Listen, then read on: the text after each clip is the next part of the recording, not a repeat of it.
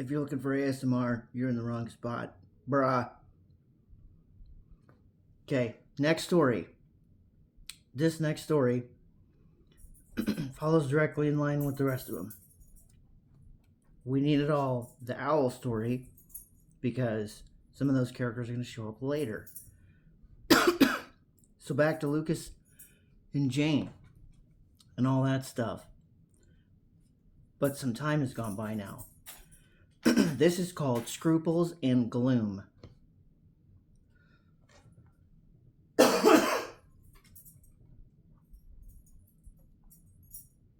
Friends, have you ever had the sense that the first thing you remember is indeed the middle? Scruples and Gloom, the leading breakfast cereal in the cosmos. Start your morning and every morning with the Foundries. Scruples and Gloom, guaranteed to fortify mind and body through your busy operating sequence. Children love the shapes and tastes, and adults love the energy and nutrients it provides. Scruples and Gloom, make it your morning routine to nourish your body and right your mind today. How was that?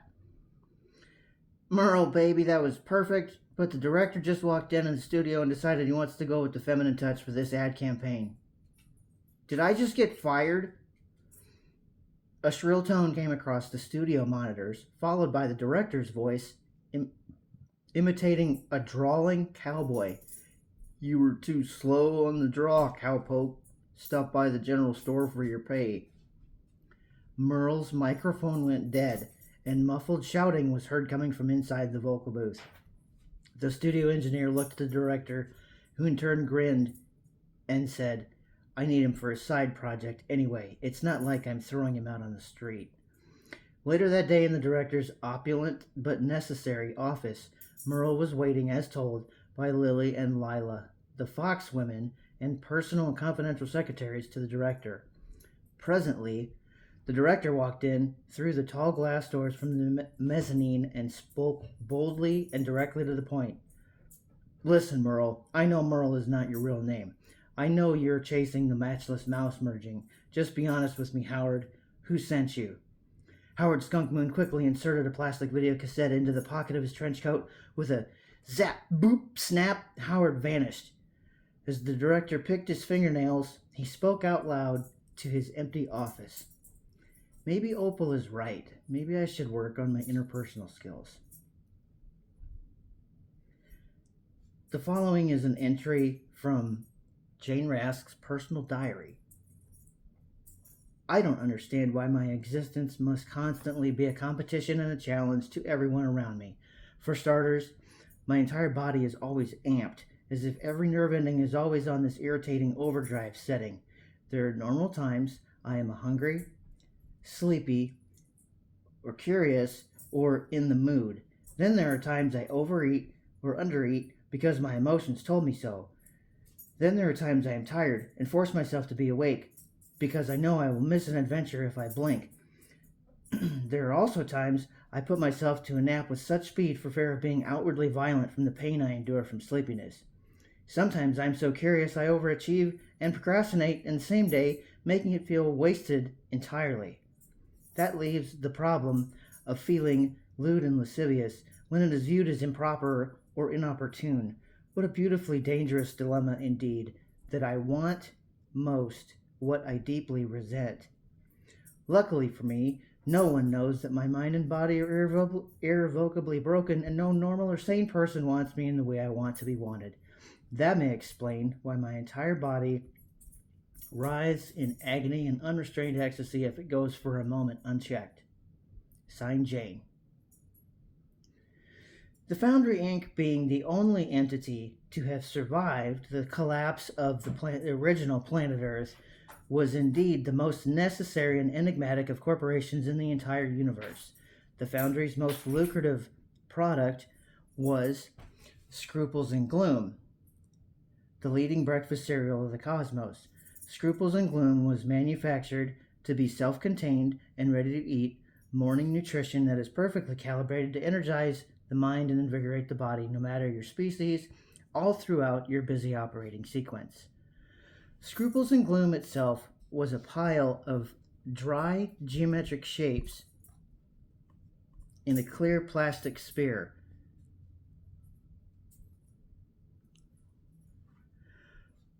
When it was desired to be consumed, the user would press the singular button on the sphere and earth milk, a translucent white liquid, would appear from the inner circumference of the shell. The cereal was now ready to eat by tipping the sphere to the opening the button had left behind.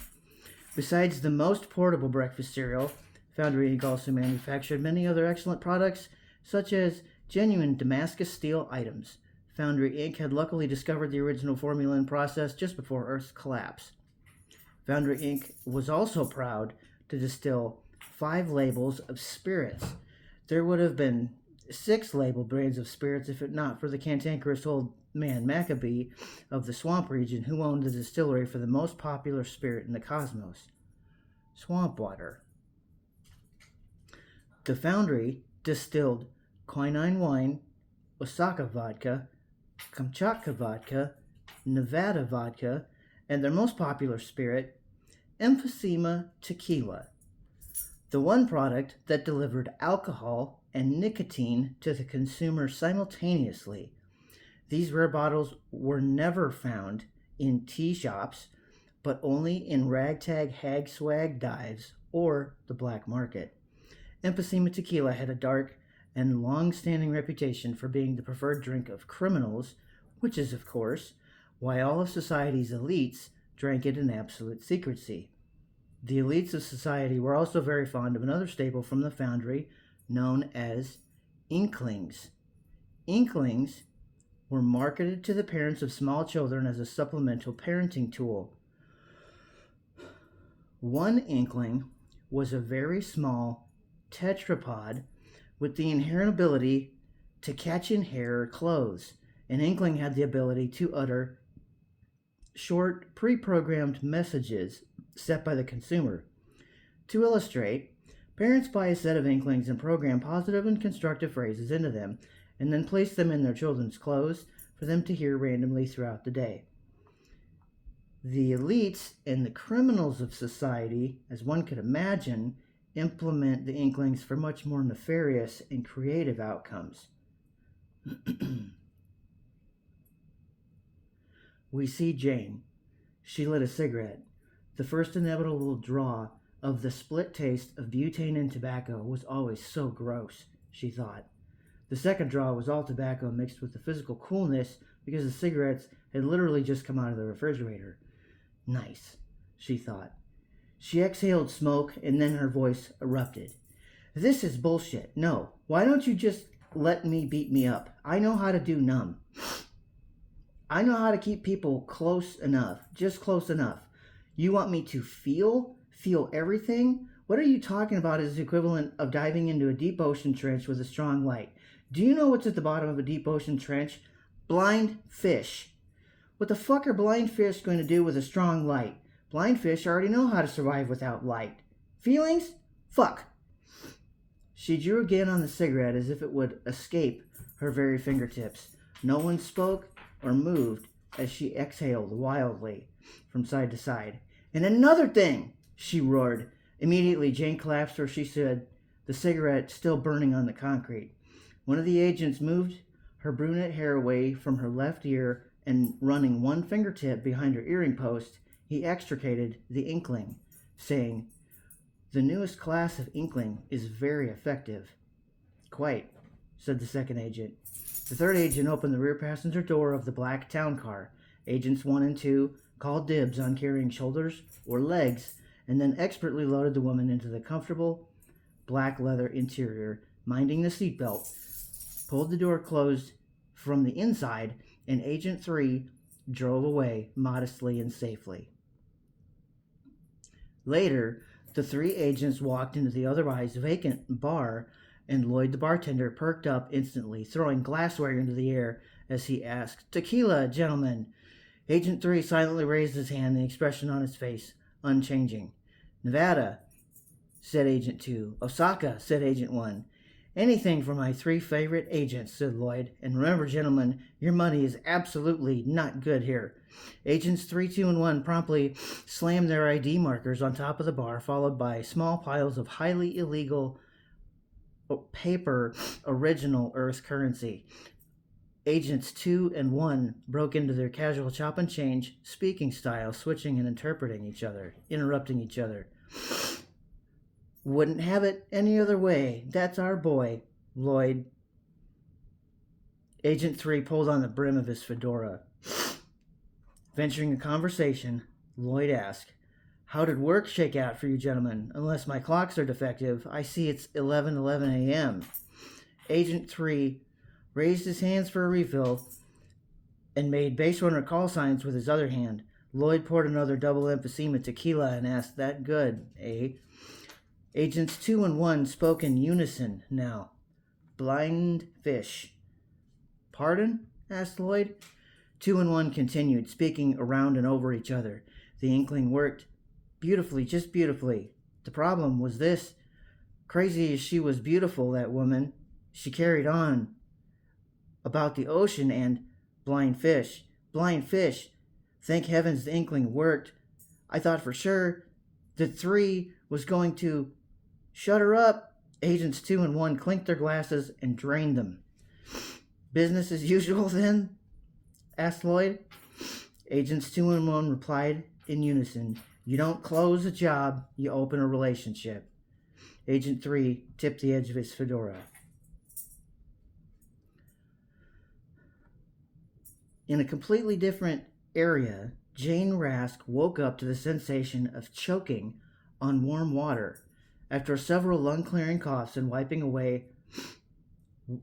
water away from her eyes, she quickly realized she was inside of an oversized smooth metal drum with perforated holes. Touching herself quickly, assessing and discovering that she was definitely naked. Again. Jane reached for and operated the release latch on the inside of the glass door, flung it open, launched herself out head first, rolled into a waterlogged heap on the vinyl tile floor. Gathering her bearings, Jane slowly rose to her feet, trying to calmly compose all the dignity of her 5'9" Athenian solid build that she could muster. Truly, her flared nostrils and the diamond-shaped corners of her eyes were revealing her true feelings. Jane walked over to the nearest running dryer unit and checked the timer. She said. 4 minutes. "How about fuck you minutes?" said Jane, leaving the water on the control screen as she pressed the stop button. The timer buzzed and the door lock unlatched, and Jane sighed as she flicked the door open with her wrist. Jane placed both arms shoulder deep into the dryer drum and in one motion violently flung every article of clothing all over the laundromat floor. Jane selected a red cotton t-shirt with one pocket on the chest, gray sweatpants, 2 white ankle socks, and then made an executive decision to go commando, since this was clearly a man's laundry. Jane dressed herself and walked toward the oversized fruit bowl on the little table by the front door. The bowl contained 2 sets of keys. The first set had 2 gray steel keys with a black star tag. The second had 1 Damascus steel forged key in the shape of a katana sword and a kitten and mouse face tag. Jane looked out the window into the parking lot. There were 2 vehicles. One, a gloss black McLaren 720S, which was adjacent to a dilapidated dirt-covered pickup truck. Jane grabbed the kitten and mouse face keys and walked out of the laundromat with dry clothes and wet hair. Pressing a button on the fob, the McLaren flashed its lights and chirped. Jane did not fasten her seatbelt as she sat down and started the engine, but instead spoke out loud to herself. Pure milk genius. Jane took off in 3rd gear and was long gone down the highway before the man emerged from the restroom, having a raving tantrum over his laundry all over the floor. The poor man decided he was hungry and removed the clear plastic sphere from his pocket, pushed the button, causing the sphere to flood itself, and he poured some into his mouth and chewed. Immediately, making a sour face, he flung the sphere into the remaining contents into the trash and began collecting his clothes.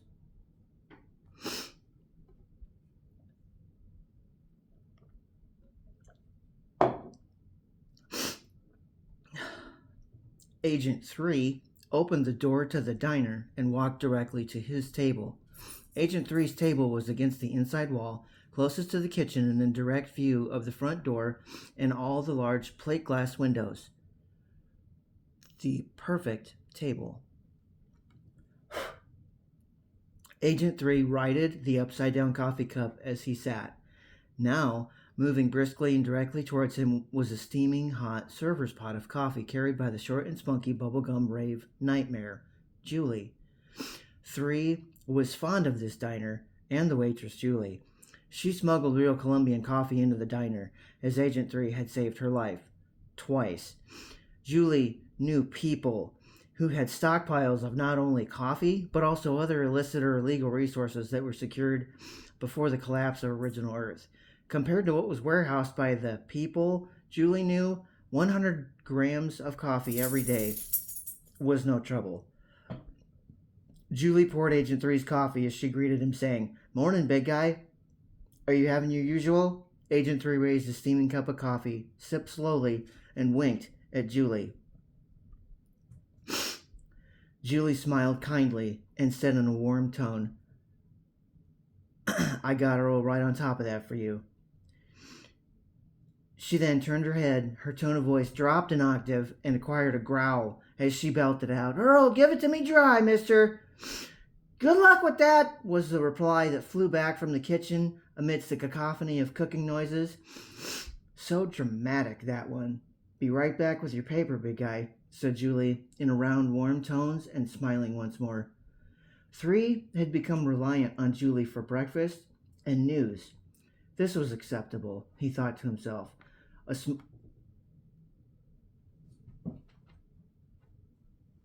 My dog. This was acceptable, he thought to himself. A small light on the handle of the coffee cup. A small light on the handle of the coffee cup lit up, and 3 pressed it, ceasing the flashing. The coffee cup now threw a holographic projection of today's newspaper that moved with the cup, tracking the drinker's eyes, so one may read even when drinking. Earl the cook dropped a hot pan on the floor, which started a dangerous and hilarious chain reaction in his kitchen and resulted in a small grease fire, which Earl promptly inked to put out. Earl was a 7-foot purple and white iridescent octopus. "Mollusks," said Earl. A slow and rising round of golf claps could be heard emanating from every round of the diner. "Yeah, well, your mothers were impressed with it," shouted Earl from inside the kitchen, now slipping and falling to the floor. All 9 of the waitresses, including Julie, had a good laugh, and then they all returned to their duties. Julie buzzed up to 3's table and served him, saying, 3 slices of dry toast, 3 orange slices, and 3 ounces of cranberry juice. All set, big guy? Agent 3 flicked the brim of his fedora. "Oh, I almost forgot. Look at my makeup," said Julie tentatively. Julie presented her face for viewing. Her skin was fair, with freckles, and honestly only wearing mascara. "Now watch this," she whispered. Julie pressed her forearm touchscreen panel, and instantly all her skin was dark as mocha, and her freckles were colored primary blue and in the shapes of stars. Agent 3 smiled from behind the collar in his trench coat, causing his fedora to lift slightly. Julie gave 2 thumbs up, squealed, and shook violently in place, and then buzzed away. Agent 3 noticed he was feeling an emotion. He was confused, because he thought they had all been scrubbed during training at the foundry. He would have to investigate this later. Now it was time for breakfast and news. Julie zipped back one more time with fresh coffee. Her hair now changed from brunette to jet black with neon green highlights. She again squealed and shook in place before tearing across the diner as her hair now changed pastel rainbow stripes. Agent 3 sipped coffee and read the news, learning that the second moon of planet Cowtown had a mysterious crescent-shaped chunk missing from it since yesterday. 3 thought to himself, why all the planetary destruction and celestial mayhem lately? Just then another loud crash came from the kitchen, a round of applause from the diner, and the inevitable, "Yeah, well, your mothers were impressed with it," from Earl, followed by the laughter. Agent 3 continued reading, and when he was finished eating, he placed one discreetly folded note of paper, original Earth currency, under his plate. His long-standing tradition between Julie and Agent 3 of passing notes was theatrically wrapped in both life-saving events and was now simply a habit. Agent 3 rationalized it as he was paying for his bootleg Colombian coffee. The passing of notes was, however, vital for Julie to keep her in the good graces of the people she knew. Julie had made Agent 3 smile today. Why were these things happening now, he wondered. As he sipped the last of his coffee, he observed a child on the sidewalk outside the diner, eating from a sphere of Scruples and Gloom.